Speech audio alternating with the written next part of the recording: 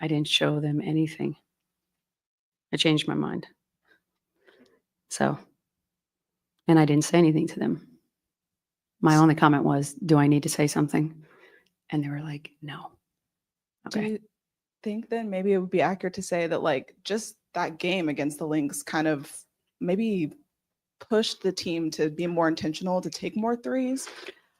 Well, I think they're a lot more willing to take them when they're hitting them, right? Sometimes they miss a couple open ones and they quit shooting. And that, I was like, I don't know if you've ever played for a coach that will pull you for not shooting, but I will pull you for not shooting. As long as it's a good looking three, I mean, great, shoot it all day. The ball movement was the difference today. The ball movement, the ball was popping. I thought there was a couple possessions where we overpassed at times, which I'm like, that's a better problem to have than the other way. Like, let me reel that one back in. That's a better problem to have than not passing enough. And then also, we've been doing a lot of the grading analogy, test-taking grading analogy on the defensive end. What grade would you give? I will give us an A+ in the first half and a D in the second half. Thank you. Anyone else in the room? Thank you. So going off of that answer, in the first half, there was roughly 7 possessions where you guys held them to a shot under 5 seconds and 4 full violations. What was working so well, especially the perimeter defense in the first half? Just not being behind in the first action. When you're behind in the first action, you're playing just catch up the whole possession. When you guard that the actions, the first 8 to 12 seconds, now you're keeping in front. Now they're starting to press because they haven't created an advantage yet for themselves. So just being locked in and not being beat on that first initial action. I thought the other night we were beat 4 seconds into the shot clock. Like, that can't happen. You can't run one action and now it's just a domino effect of trying to cover for each other. And everybody did a better job of being more assertive and guarding that first 8 to 10 seconds. Andrew on Zoom. Andrew. Thanks a lot, as always, Coach. With how you felt, how you defended Kate Martin today, with how she had her struggles and you know her strengths well. So how you felt that you handled Kate there, and know you and Natalie had the hug, knowing that you're going to face each other again on Wednesday. So how much better does your team need to be even more than just today?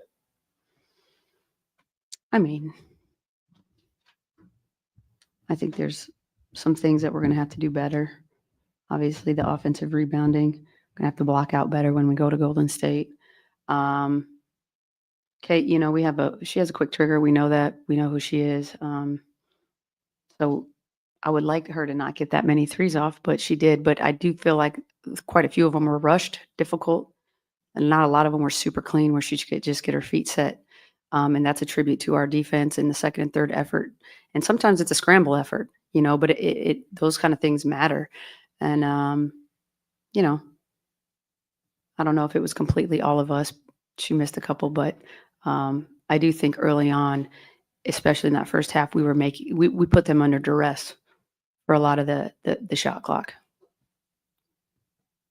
Last one for Coach. We'll go to Nikias. Hi, Coach. I hope this hasn't been asked about yet, but I wanted to ask about the defense. There were a lot of early empty side actions from Golden State tonight, and it felt like you mixed in more unders than usual. Just how did you feel that the team executed that? I thought they executed pretty well. Just keeping the ball in the man in front of you. Like, as basic as that sounds, that's really the goal of our defense every night, is to stay between the man and the basket, the ball in the basket. And so I thought the schemes, but part of it is the execution of the schemes, you know, not allowing those rollers to get behind. I thought Minnesota, a lot of times Fee was getting behind us, and then it just puts you in rotations, and they're just a killer when you don't stay between your man and the basket. The other thing is, you know, you're not going to stop everything, but you want to get, if you are going to get beat, you want to get beat in ways that there's an infrastructure that can help absorb it behind it. There's a way to get beat defensively, and we want to be able to give each other good support when those areas get exposed. You know, it's not going to be perfect. People make mistakes. It's a lot of decision making in a short amount of time. So, the team defense has to keep coming along. I don't want anybody feeling like they're on an island defensively. And I think, I thought, like I said, I thought we were very good in the first half. Second half, not as much. But that's that lock-in factor that I'll keep pressing for them. I'll keep pressing and keep coaching the standard for 40 minutes. All right. Thanks, Coach. Questions for Jewell in the room?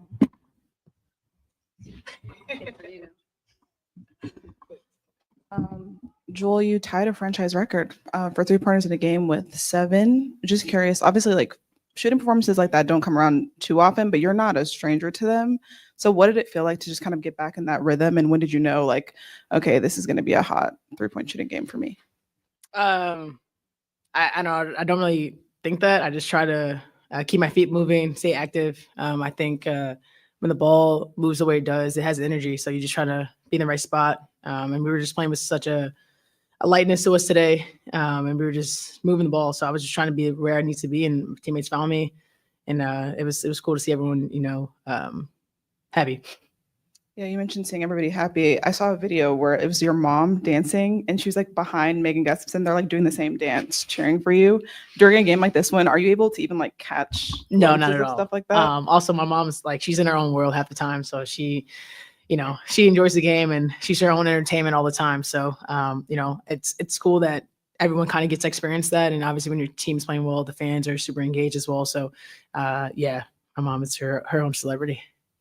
And then also kind of just wanted to ask you what the tone of this game felt like for you. Obviously, you took that big like shoulder check and you went down it was hard. to the jaw. Oh, okay, Yeah. to the jaw. Yeah. Did it feel like maybe tensions rose as like the gap in scoring grew, or what did it feel like? To that play, she's a rookie, right? Yeah. I was always taught by DT, never poke the bear. You get frustrated. Everyone kind of goes through it, but it's interesting. You hit someone and walk the other way.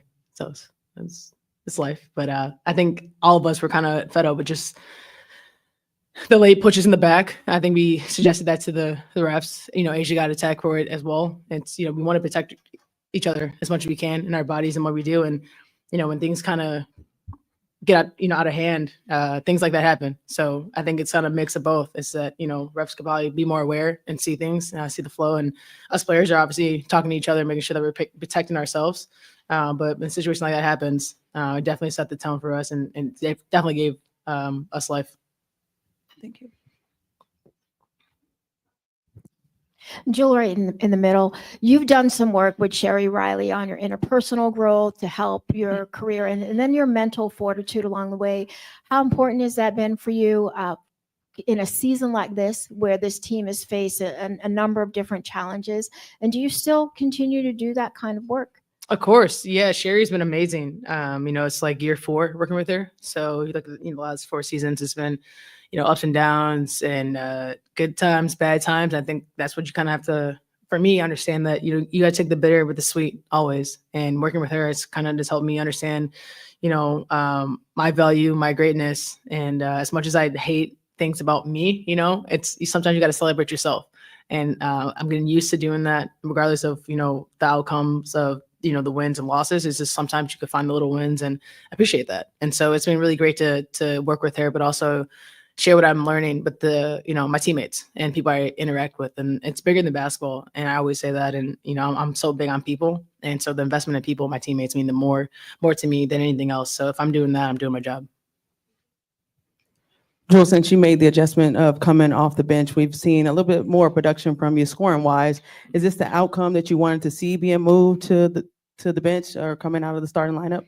I just want to help my team, whatever that looks like at any moment, and I feel like, I'm not scared to change things up. I'm not afraid. I have so much confidence in everyone on this roster. And, I just felt like it, we needed something else, and it allowed us to play the way we've been playing. And like I said, I don't care about, the record of, the most starts and all these things. Everyone kind of, you guys, basically your jobs of finding all that information out. I didn't care about that. It was really just, how can I help this team? And if that's going to help, then cool. If it doesn't, we could go back to it. But why not change it up? Last question will go to Willie on Zoom. Last question, Willie.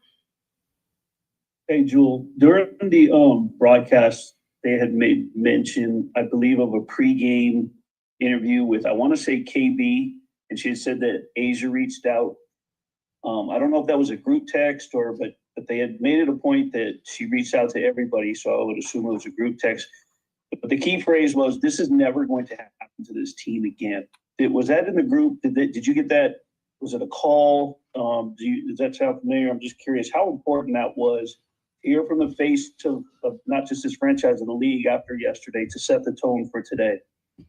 Yeah, I mean, obviously you don't want to make that a habit of losing like what. And, the biggest thing for us is just communicating with each other, and, we all took accountability for that. And obviously having, Asia come out and say that and remind us of what we're doing, why we played the game, and just to, obviously watch that game coming today ready. And that all sat with us. I mean, we all had our moments in the locker room the other night and just trying to figure out, how can we come back and rally, and we did that. And so it's a testament to her character, but also the character of this team is that, things are going to be hard at times, but how do we respond to it and how do we collectively do it? And it wasn't just put on one person. It was all of us. We all win together, we all lose together. And, that's just a reflection of, the character of our MVP. All right. Thank you, Jewell. We'll go to questions for Asia in the room. Asia, I didn't actually hear the interview that was being referenced there, so I'm not sure what they're talking about. Did you give what was it? Like you were telling the team, like, basically this is never going to happen again, and did you call every player? It sounded like that's what he was saying. Yeah, I don't know. Someone's got to fill me in. I honestly don't know, but I feel like one thing I did do is send a message to them, and just say, if you weren't embarrassed from yesterday, then don't come into this gym. You're not needed or wanted here. We need the mindset to shift, because that was embarrassing. And it happens. We have those games. People have those games. Teams have those games.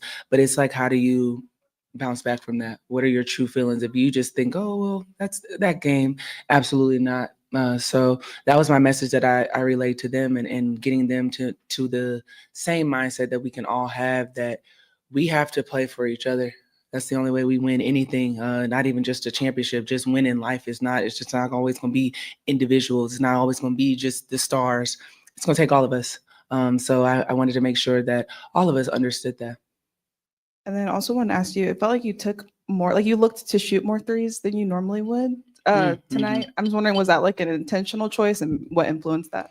Not at all. Honestly, they were just giving me the looks, and I'm going to continue to shoot them. A lot of different teams may not give me those certain looks, or I feel like I could get past the defender that's in front of me. So this game, probably also just tired in legs. I mean, we're coming off of a back-to-back, so that was pretty much the best shot that I felt like I could take at the moment. But definitely moving forward, I'm going to try to get up as many threes as I can that's in the flow of our offense.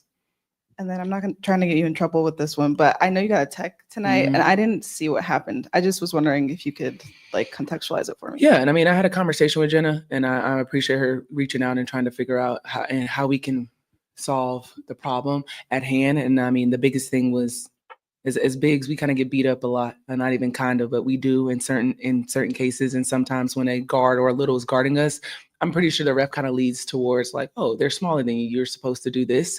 And that's not always the case. Sometimes we just got to make the call. And I know refs are at a hard place, especially reffing probably me, because sometimes I feel like you don't want to blow the whistle at all, because we'll be blowing the whistle all day. And that's a lot of players in this league. But sometimes I just wanted it to be fair, because the next call down, she calls a foul on me for something that I'm like, of course you'll call that one. So yeah, we had a great exchange there, and hopefully we can continue to grow. But I think we always talk about us getting better and how we like to change the game, and you see different teams and different players execute and be a leader what they do, and hopefully that they can start playing catch up in that sense as well. So just come some conversations, and I'm never going to be afraid to talk to a ref. Going over 100 tonight, Asia. Obviously, you're an integral part of this team from an offensive standpoint, but got to get your take on the combination of Jackie, obviously Jewell, and of course Chelsea getting more involved when it came to the offense tonight in this performance for you guys. It's about damn time they come to work. Those are my guards, and I love them to death. And I know it's not easy doing what they do and playing on both sides of the basketball, but it is about damn time for something to click for them because I see the countless gym hours. I see the frustration because they know that they're not out here trying to miss shots. So I'm so happy, particularly Jewell, to have a night like this because this is a Jewell that I think everyone knows and loves and has been so familiar with. And it takes time and it takes a minute. So I'm glad that she was able to have this. But when it comes to my guards and just executing mine, it's Chelsea's turnovers. I think this was a solid job, and I think we're on the up and up when it comes to their production. So I'm super excited and happy that they're finally starting to click for us. So you mentioned, tired legs, but if you watch the first half, you would not be able to tell that by how you guys are playing on defense. What worked so well in that first half, particularly perimeter, inside, everything? What was working so well? I feel like our pace. I think we came out with a mindset of pushing the pace on both sides of the basketball. And when you're playing against a young team that's moving and grooving like the Valkyries, you got to be on your P's and Q's because they will just pick you apart. So I think we came out with a fact of let's try to slow down their pace, but that doesn't mean we have to slow down as well. So on the defensive end, we talked, we communicated, you could hear the voices, and that's how we're able to just kind of execute on the defensive end. We're in the room before we go to Zoom. Andrew Jones on Zoom. Thank you very much, Carolina Carly. As always, the pride of South Cat. Always good to see you on there. Thank you. First, you talk about Coach wearing the butterfly blue blazer on for this Sunday in terms of Coach Hammon retiring. And also, Janelle Saloon, that moment when she chest bumped Jewell. Jewell said that woke up the bear. So you talk about that wild moment of her basically cheap shotting Jewell, honestly. I'm gonna ride with my teammates no matter what. Like it is what it is when it comes to my teammates, and if that's what it takes, then it woke her up. But it shouldn't even have to get to that point. Honestly, I feel like Jewell had this in her, no matter what. Did it have to come out that way? Oh, okay. But when it comes to things like that, we're gonna always ride for our teammates, and I'm glad Jewell did better than me. I knew I had to hold her quick because I saw Jewell about to snap. But I love that. I love when they could get greedy like that and get gritty like that, and we can really buckle down for one another. So shout out to Jewell for holding it down. We'll end with Nikias on Zoom. Hey, Asia, congratulations on the win. Just a quick one from me. Just generally, how do you approach back-to-backs? Like, what of your routine changes, if at all? What are the routine changes? Honestly, nothing. Nothing really changes. I may just get a longer massage, or I might be on the table longer. But nothing really changes, like for me, mentally or my body. I honestly just think about it. Every Bill Laimbeer taught me treat every game day like just be ready by 7:00. And that's my mindset, whether we play at noon, whether we play at 3, whether we actually play at 7 or 8, my mindset is like 7:00 is going to be my game time. So once I get there, nothing else matters. So honestly, if we didn't get smacked by 50, 100 yesterday, I would have forgot that we even played the day before, because that's just my mindset. I just kind of flip it on and I'm just like, hey, I got to get ready by 7. So that was my approach. So every day is pretty much a game day in my sense.